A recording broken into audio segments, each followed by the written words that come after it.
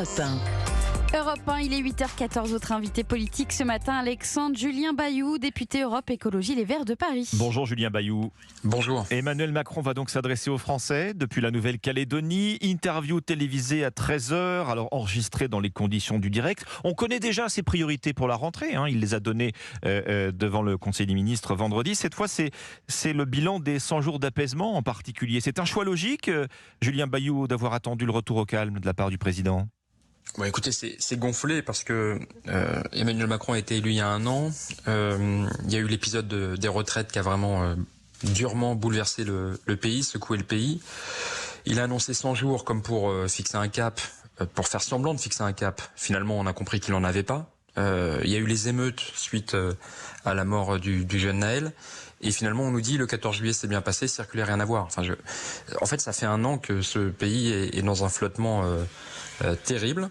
Et j'ai l'impression que le président essaie de donner la face, de donner le change, sans avoir de projet pour le pays. Et en fait, on a vraiment le sentiment d'une fin de règne, ce qui est très frappant parce que pour le coup, il reste encore 4 ans de mandat. Alors, priorité fixée quand même pour la rentrée, on en attend encore les détails, mais l'ordre républicain, donc le calme est revenu, c'est déjà une chose. L'école, la santé, la planification écologique, on aura les détails là encore à la fin de l'été. Le président promet déjà que l'écologie, elle va structurer l'agenda de la rentrée.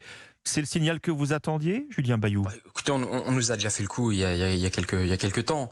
Sur l'ordre républicain, j'aimerais quand même dire qu'on a une situation de non-droit à Marseille, oui, où vous avez une grande partie de la police qui se met en arrêt maladie, c'est-à-dire en gros une grève déguisée.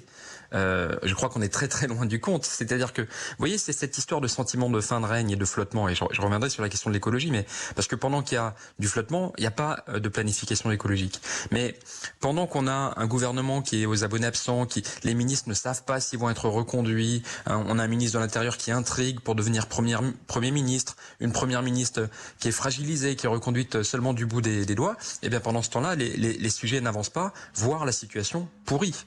Et la question de la police, on a des forces de l'ordre qui font un métier pénible, qui sont mal payées, mal considérées d'un côté, ça n'est pas traité, et de l'autre il y a des questions de violence policière, de discrimination manifeste, et ça n'est pas traité non plus, parce que pendant ce temps-là, le ministre de l'Intérieur essaye de prendre la place de la première ministre. Vous voyez, c'est ça qui conduit à un sentiment généralisé de la situation n'est pas tenue. Julien Bayou, la question de la police, j'en profite pour vous faire réagir aux propos du grand patron de la police nationale, ce matin dans la presse, Frédéric Vaux.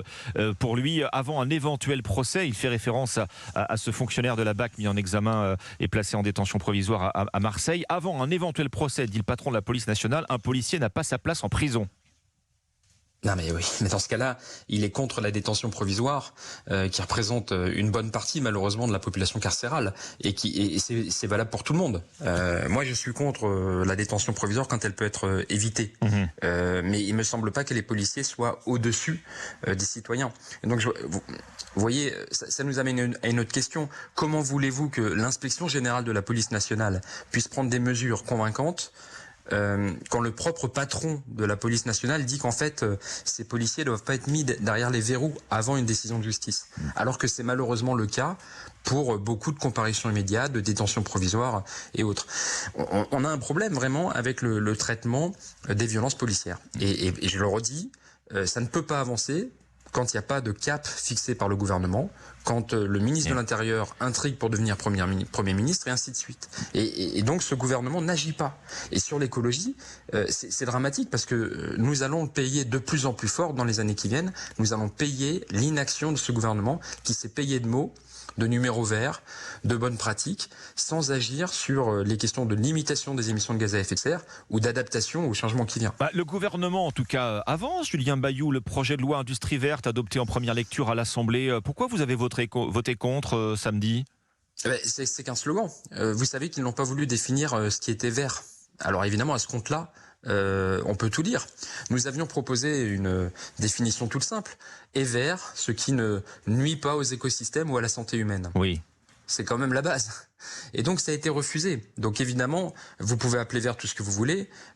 Si c'est pour à la fin détruire les écosystèmes ou provoquer des problèmes de santé humaine, je pense par exemple aux polluants éternels ou à la pollution liée au plastique.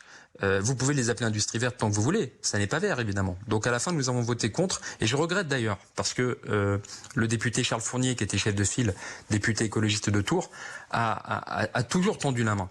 Mettons en place une définition, mettons-nous d'accord sur ce qui est vert, sur ce qui crée des emplois, ce qui est bon pour le territoire, évidemment. Et à la fin, c'est que du slogan.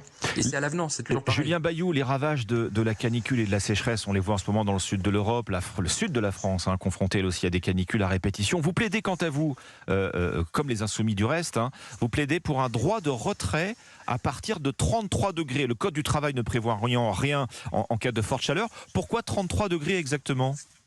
Et écoutez, c'est la température à partir de laquelle ça devient vraiment dangereux finalement pour la santé humaine de continuer à travailler. On pense en particulier aux travaux très physiques en extérieur, évidemment le BTP, mais beaucoup d'autres professions.